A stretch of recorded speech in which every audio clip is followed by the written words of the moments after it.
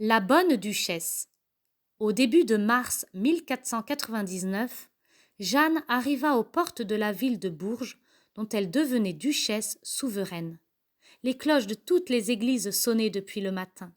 Les habitants, joyeux, en habits de fête, accouraient pour accueillir leur souveraine.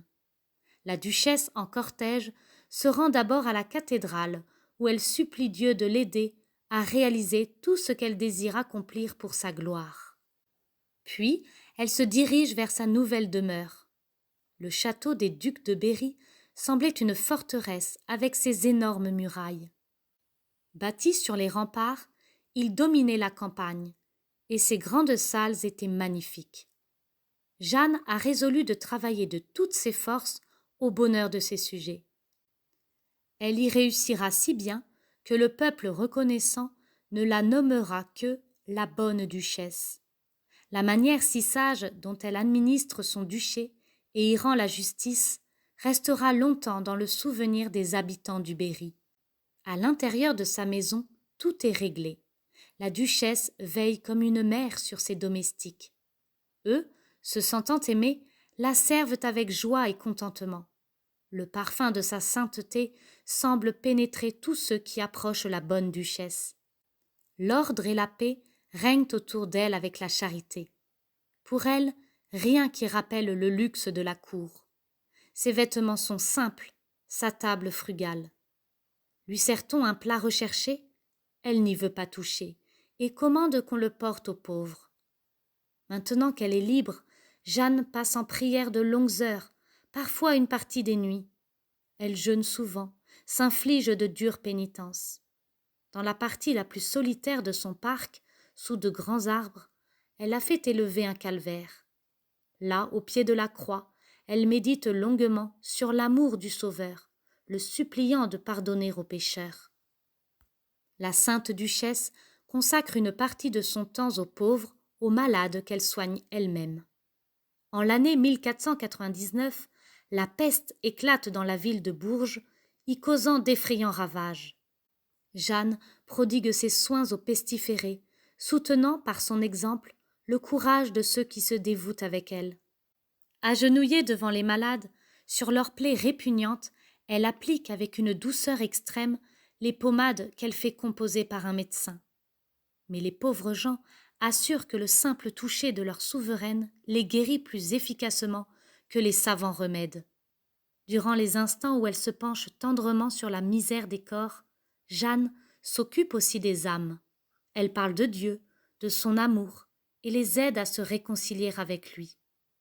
Chaque jeudi saint, dans son palais, la duchesse lave les pieds de 12 pauvres, auxquels ensuite elle sert elle-même un bon repas. La charitable duchesse semble au service de toutes les misères. Elle recherche les détresses cachées, vient au secours des pauvres filles en danger de se perdre, s'occupe de l'éducation chrétienne des jeunes gens, de l'instruction religieuse du peuple. À son arrivée en Berry, les plaisirs, la paresse causaient de graves désordres. Peu à peu, sous l'influence de la bonne duchesse, les habitudes changent et Bourges devient la ville la plus chrétienne du royaume. La fondatrice. Au milieu de ses nombreuses occupations, Jeanne n'oublie pas les paroles que jadis la Vierge Marie a fait entendre à son cœur d'enfant. Avant ta mort, tu fonderas un ordre en mon honneur. Paroles qui résonnent au fond de son âme comme un appel sans cesse plus pressant. Elle croit le moment venu de réaliser le désir de la Sainte Vierge. Jeanne parle donc à son directeur, le père Gabriel Marie, de son désir de fonder un couvent en l'honneur de la Vierge Marie. Mais le père, malgré la dévotion qu'il porte à la Vierge, n'entre pas dans la pensée de la duchesse et lui dit de renoncer à ce projet. « Mon père, répond humblement la sainte dame, si c'est la volonté de Dieu et de sa sainte mère, ils m'aideront. » De longs mois s'écoulent. Jeanne, par obéissance, n'ose plus parler de rien à son directeur. Et pourtant, elle sent que la Vierge la presse plus fortement que jamais d'accomplir sa volonté. Sa peine devient si grande qu'épuisée, elle tombe gravement malade. Son entourage fait appeler le père Gabriel Marie. « Mon père, dit la duchesse. Je crois que je vais mourir et que c'est vous qui êtes la cause de ma mort. Et comme le père s'étonne et proteste de son dévouement, Jeanne révèle son secret, les paroles de la Vierge Marie à son âme d'enfant. Madame, s'écrie le père, une telle révélation n'est pas à cacher. Et il promet d'aider de tout son pouvoir la future fondation. De ce jour, Jeanne sent ses forces revenir. Le père conseille d'installer déjà auprès du palais quelques jeunes filles pour les former à la vie religieuse. Mais où trouver ces jeunes filles? À Tours, une personne de grande piété, Madame de la Pourcelle, consacre sa vie à l'éducation des jeunes filles. Le père qui la connaît lui parle des projets de la duchesse et la prie de désigner parmi ses élèves celle qui semble annoncer une vocation religieuse. Madame de la Pourcelle en choisit 11. Le consentement des parents obtenu, on se met en route un samedi, jour consacré à Marie. La bonne duchesse accueille avec grande joie la petite troupe. Chaque jour, elle visite ses filles et leur parle du bonheur de servir la Sainte Vierge dans l'ordre qui va se fonder. Ces paroles et ces exemples entraînent les âmes vers la perfection. L'ordre de l'Annonciade. Le temps semble venu de donner une règle à la nouvelle communauté. Mais comment fonder un ordre religieux entièrement en l'honneur de la Sainte Vierge? Le père Gabriel Marie interroge l'humble duchesse qui lui confie ce que la Vierge lui révéla dans ses entretiens. Je suppliais Marie de m'éclairer sur le genre de vie que je devais adopter pour moi et pour mes filles pour lui être agréable. Et la Reine du ciel répondit: fais mettre en une règle tout ce que tu trouveras écrit de moi dans l'Évangile, et soumets cette règle à l'approbation du Saint-Siège. Ce sera pour toutes les âmes qui s'appliqueront à la pratiquer le plus sûr moyen de plaire à mon Fils et à moi. À travers les pages de l'Évangile, on releva 10 vertus principales de la Vierge: pureté, humilité, prudence, foi, patience, charité, compassion, etc. Ces vertus de Marie nous apparaissent surtout dans l'Annonciation. Toujours Jeanne avait porté une grande dévotion à ce mystère de l'Annonciation qu'elle aimait faire peindre et représenter autour d'elle. C'est sous ce mystère de l'Annonciation qu'elle voulait placer sa fondation. Plaire à Jésus en cherchant à imiter les vertus de Marie, en s'efforçant d'être comme une autre Vierge Marie vivant sur la terre. Telle devait être la règle du nouvel ordre. À la demande de la duchesse, le père Gabriel Marie écrit cette règle. Puis, un franciscain se mit en route pour Rome afin de la faire approuver par le pape. Le pape accueillit le religieux avec bienveillance, mais les cardinaux rejetèrent la demande de la fondatrice. Le messager, désolé, reprend le chemin de la France et, comble de malheur, en traversant les Alpes, tombe dans un précipice et perd le précieux manuscrit. En apprenant cette triste nouvelle, la duchesse, sans se décourager, prie le père Gabriel Marie de recommencer son travail et de le porter lui-même à Rome. Cette fois encore, nouveau refus. Le père, avec confiance, supplie Marie de prendre en main sa propre cause. Or, cette nuit-là même, Dieu envoie un songe au cardinal le plus opposé à la fondation, et ce songe change son cœur, lui fait comprendre toute la beauté d'un ordre voué à Marie dans le mystère de son annonciation. Peu de jours après, la règle étant approuvée, le père se hâte vers Bourges. Son arrivée comble de joie la sainte duchesse. Elle baise avec respect la bulle du Saint-Siège qui donne naissance à sa famille religieuse. Puis, saisie d'une inspiration, elle se dirige en hâte vers la chambre où l'une de ses meilleures filles est malade d'une fièvre si violente que l'on désespère de la sauver. Jeanne applique sur les lèvres de la mourante le précieux parchemin, et la fièvre tombant soudain, la novice se lève, complètement guérie. Le bruit de ce miracle se répand dans la ville, redoublant la vénération des habitants pour la sainteté de leur souveraine.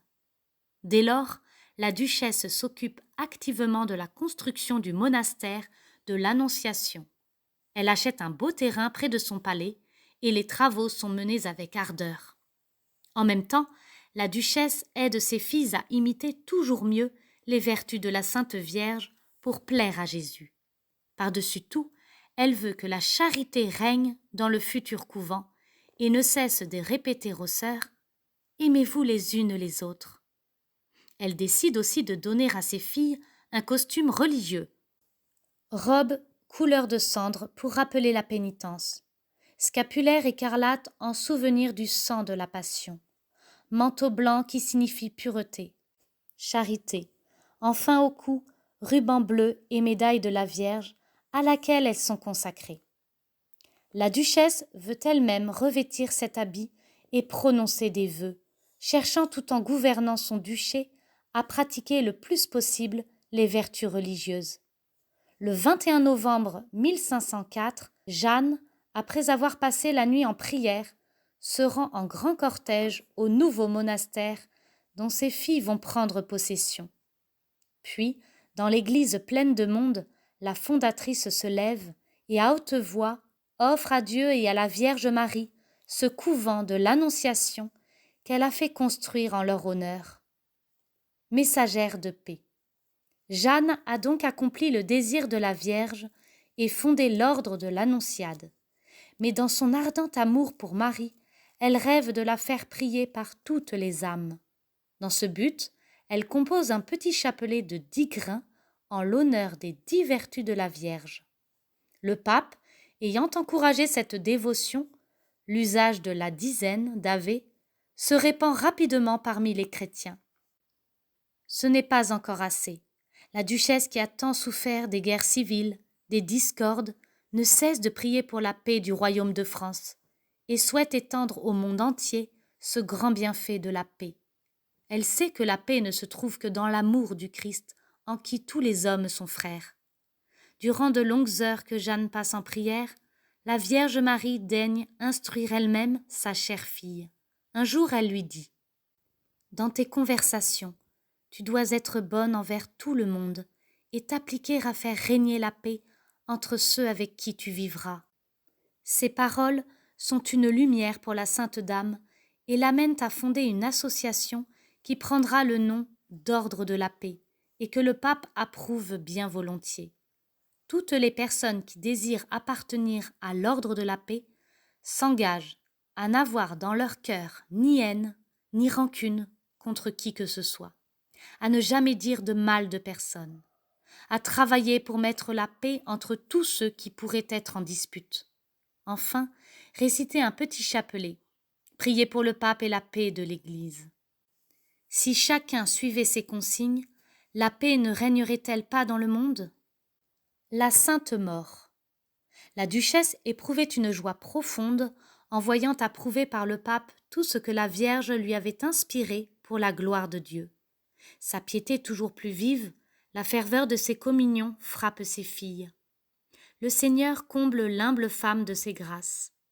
Durant ces longues oraisons, elle semble ravie, en extase, et on l'entend murmurer « Ave Maria, gratia plena Dominus tecum ». Parfois, absorbée dans sa prière, elle passe des jours sans pouvoir ni boire ni manger. « Madame va mourir !» disent ses serviteurs effrayés. Non, mais dans le bonheur de s'entretenir avec Dieu, Jeanne oublie la terre. Le Seigneur, du reste, ne va plus tarder à l'appeler de ce monde où elle a tant souffert à la joie du ciel. La duchesse le pressent, car ses forces l'abandonnent. Une fois encore, elle veut revoir ses filles et leur parler avec toute son âme. En quittant le monastère, elle assure qu'elle n'y reviendra plus, car elle se sent très mal. Le 4 février, à la tombée de la nuit, la duchesse entre en agonie. Au même moment, rapportent les vieilles chroniques, une comète apparaît au-dessus du palais des ducs de Berry. Jeanne, ayant reçu les derniers sacrements, prie ceux qui l'entourent de se retirer pour la laisser se mieux préparer à la rencontre avec son Dieu. Seule une fidèle suivante la veille. La duchesse lui commande d'éteindre les flambeaux. L'obscurité règne dans la chambre. Tout à coup, la jeune fille qui se tient près des rideaux du lit voit une grande lumière qui enveloppe le corps de sa sainte maîtresse, se concentre vers le cœur, la bouche, et disparaît lentement. La servante se penche vers la duchesse. Jeanne de France a cessé de vivre. La désolation éclate dans le palais, puis dans toute la ville, quand le bourdon de la cathédrale apprend à la population que sa bonne duchesse l'a quittée. Bientôt, près du tombeau de la Sainte Dame, guérison, conversion, grâces de tout genre se multiplient, montrant son grand pouvoir près de Dieu et de la Vierge Marie. L'Église, en proclamant la sainteté de Jeanne de France, nous donne en elle une protectrice et un exemple. Du ciel, la nouvelle sainte nous apporte un message plus opportun que jamais, de recours à Marie, de pardon, d'oubli des offenses, d'amour fraternel, afin que s'établisse enfin sur la terre la paix du Christ. Les cérémonies de la canonisation de Jeanne de France à Rome sont fixées au 28 mai 1950. La guérison de sœur Marie de Sainte-Marthe, converse au monastère de Thiers, est l'un des 3 miracles qui ont été reconnus pour la canonisation.